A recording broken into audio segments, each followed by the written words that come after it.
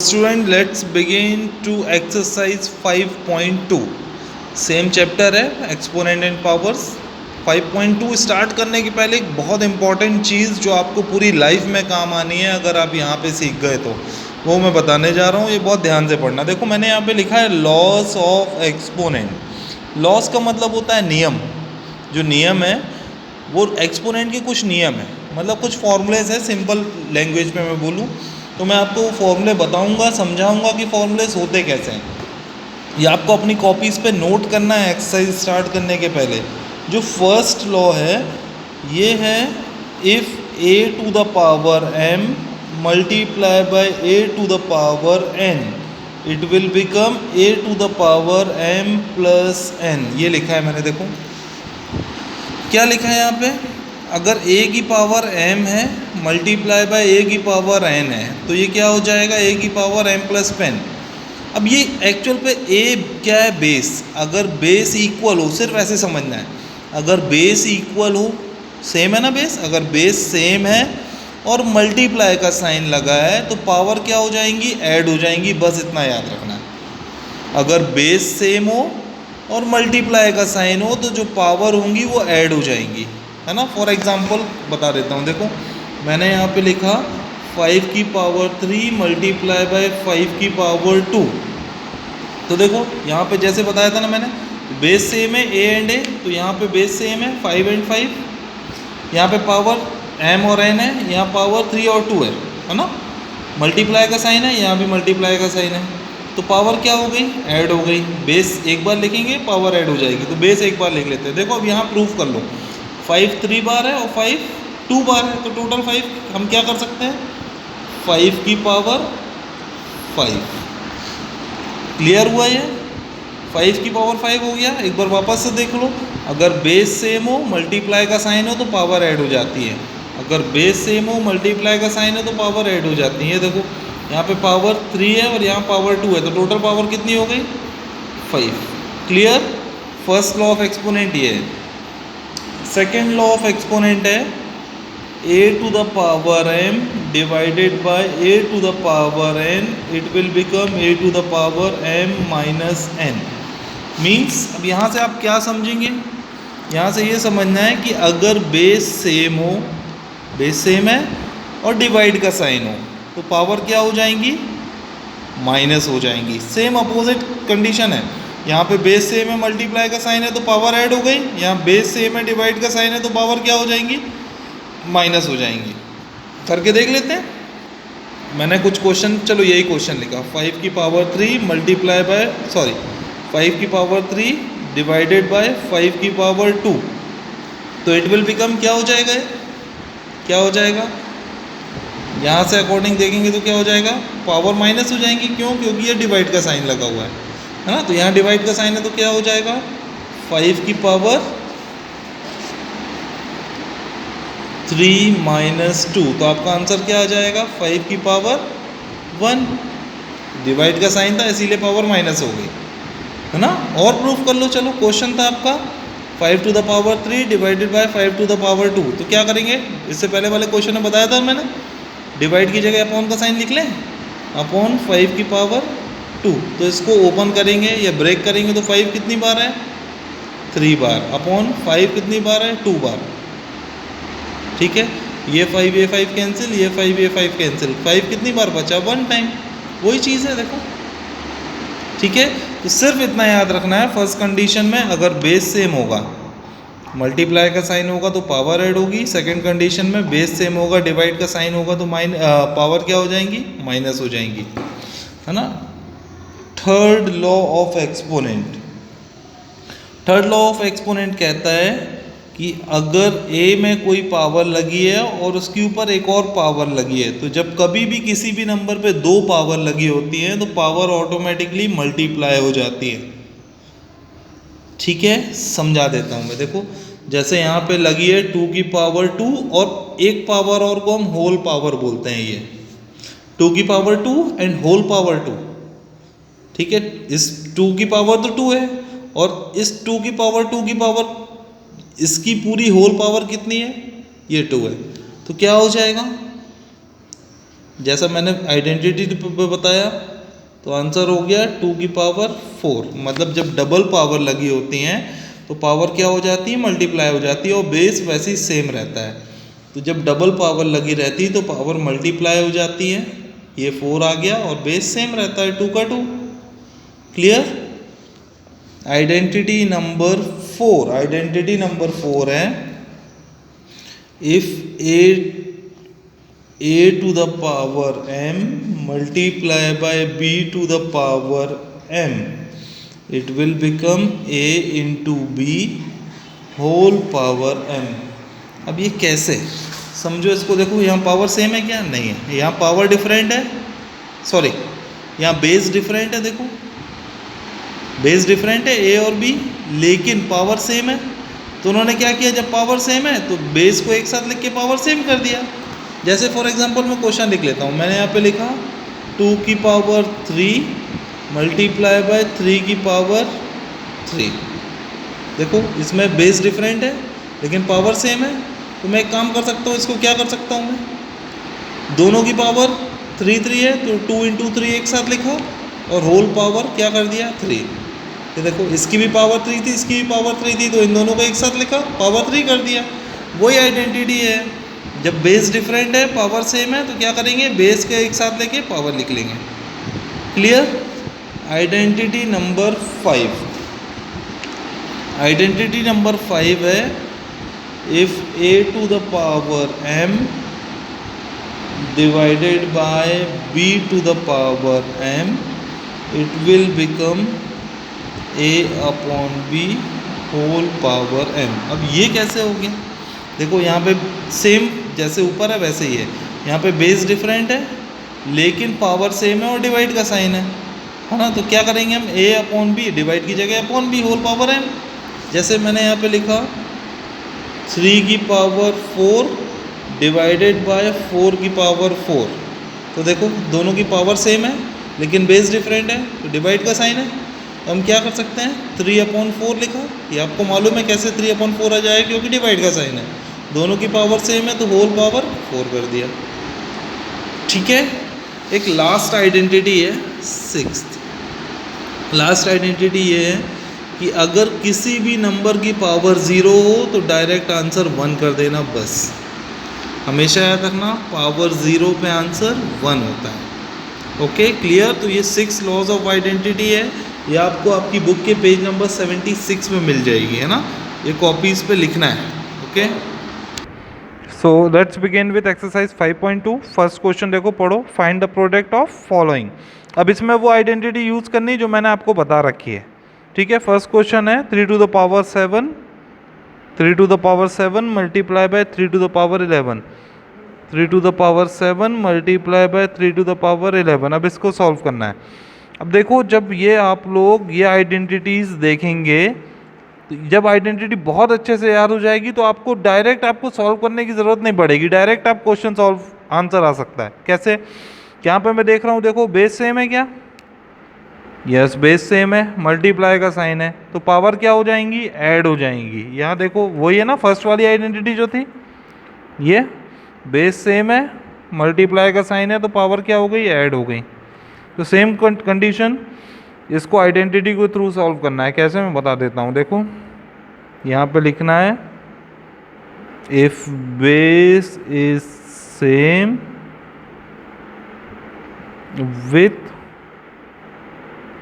Multiply sign then power will be added. क्या लिखा मैंने, if base is same with multiply sign then power will be added.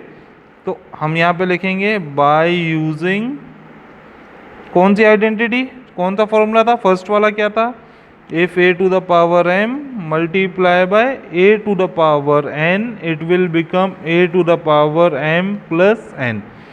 बस solve कर दो। देखो यहाँ से पूरा मैच हो रहा है, बेस सेम है, तो क्या करोगे, therefore 3 to the power 7 plus 11, तो आपका आंसर कितना आ जाएगा, कितना आएगा, 7 plus 11, 3 टू द पावर 18, है ना। एक्चुअल जो मेथड है वो यही मेथड है सॉल्व करना। दूसरे मेथड से प्रूफ कर सकते हो कैसे, देखो 3 कितनी बार है 7 बार, यहाँ 3 कितनी बार है 11 बार, टोटल 19 ही 18 बार हुआ ना, सेम कंडीशन है। एक क्वेश्चन और बताता हूँ इसका, देखो सी वाला। सी क्वेश्चन है a to the power 9 multiply by a to the power 3। Solve करो, देख लो, यहाँ क्वेश्चन देख के ही समझ जाना है कौन सी आइडेंटिटी यूज होनी है। बेस सेम है, मल्टीप्लाई का साइन है तो पावर ऐड कर दो। यहाँ पे डायरेक्ट लिखो बाय यूजिंग जो भी आइडेंटिटी है, a to the power m multiply by a to the power n, it will become a to the power m plus n। देखो बेस सेम है, बेस सेम है, तो यहाँ नंबर की जगह उन्होंने क्या रख दिया, a लिख दिया, तो मैं लिख देता हूँ a, m प्लस n है, पावर ऐड कर दो 9 प्लस 3, तो आंसर कितना हो गया a to the power 12। Okay, चलो अब इसका जी वाला क्वेश्चन आप देख लो, मैं बता देता हूँ। देखो बेस सेम है 3 3 3, बेस सेम है, मल्टीप्लाई का साइन है तो पावर ऐड कर दो सेम आइडेंटिटी लिख के, तो इसका आंसर कितना आ जाएगा 7 and 5 12 प्लस 2 14, तो 3 टू द पावर 14। बिल्कुल सेम फॉर्मूला यूज करना है, ये मत देखना है कि यहाँ 3 नंबर है 4 नंबर है ना। वही आइडेंटिटी कैसे प्रूव हो जाएगी, आइडेंटिटी बेस सेम है ना सबका, मल्टीप्लाई का साइन है तो पावर ऐड कर दो बाय यूजिंग दिस आइडेंटिटी लिख के, जैसे मैंने क्वेश्चन में बताया है। क्वेश्चन नंबर 5 में एच में भी वही करना है, बेस सेम है, मल्टीप्लाई का साइन है तो पावर ऐड कर दो। अब यहाँ कंफ्यूज मत होना, यहाँ कोई पावर नहीं है, मतलब इसकी पावर कितनी है 1, मैं यहाँ लिख देता हूँ। आंसर कितना आ जाएगा 5 to the power 11 plus 3 14 1 15, 5 to the power 15, है ना।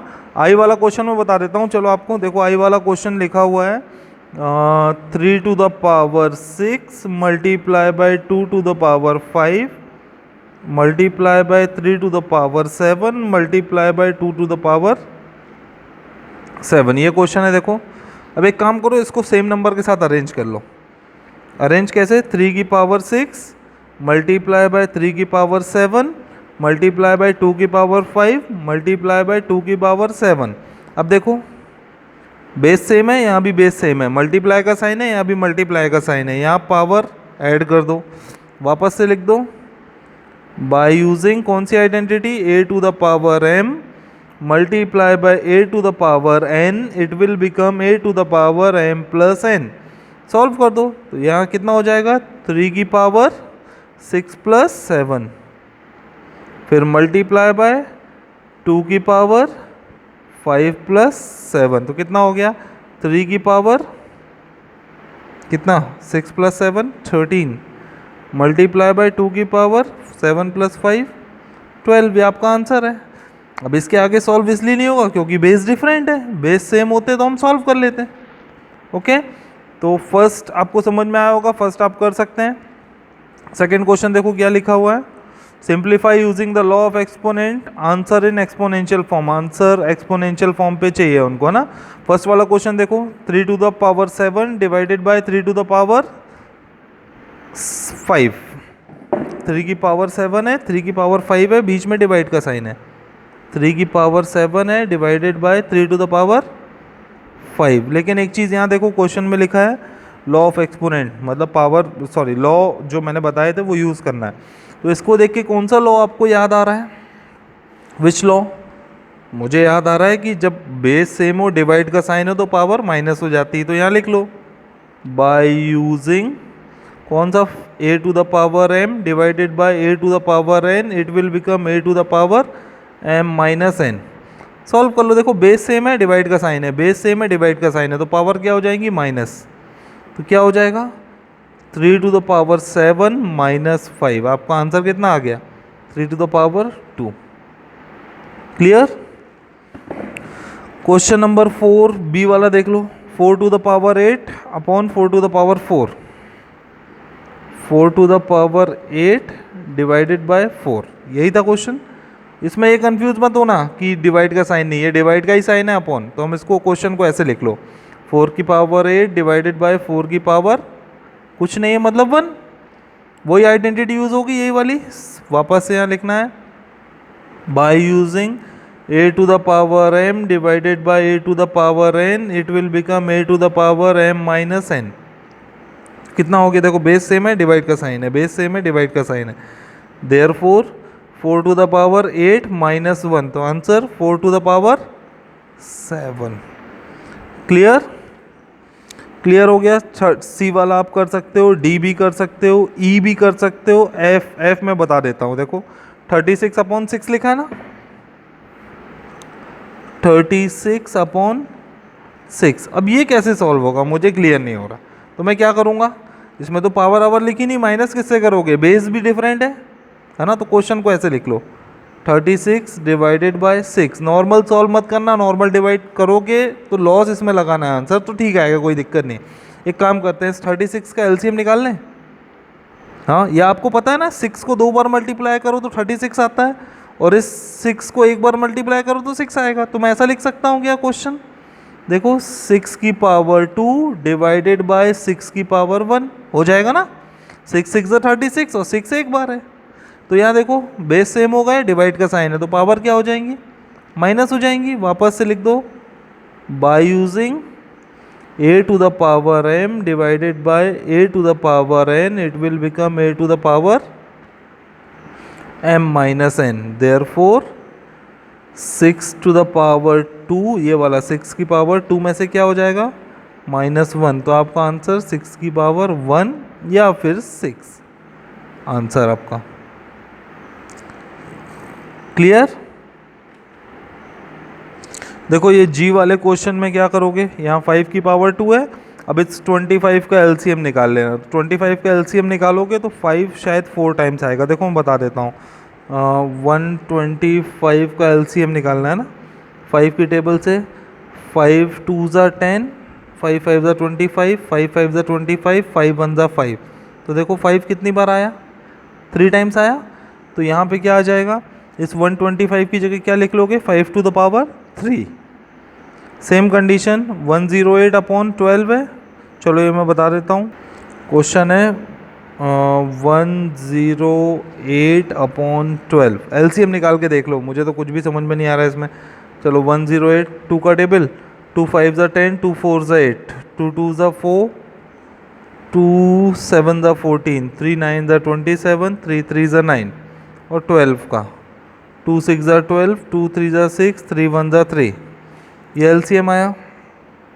अब क्या करते हैं इसको, इसमें कॉमन क्या दिख रहा है, 2 और 3, इसमें 3 एक और चाहिए ना, तो एक काम कर लो आप, इसको ऐसे ही लिख रहे हैं. देखो 108 का फैक्टर्स क्या क्या है, 2 × 2 × 3 × 3 अपॉन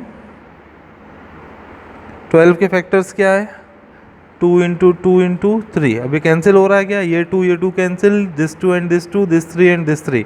आंसर कितना आ गया, 3 की पावर 1. बस सेम कंडीशन 625 का आप एलसीएम निकाल लेना. तो यहाँ पे शायद आ जाएगी 5 की पावर 6 और यहाँ 5 की पावर 1. सॉल्व कर लेना, इजी सॉल्व हो जाएगा, इसमें कोई प्रॉब्लम नहीं होनी है.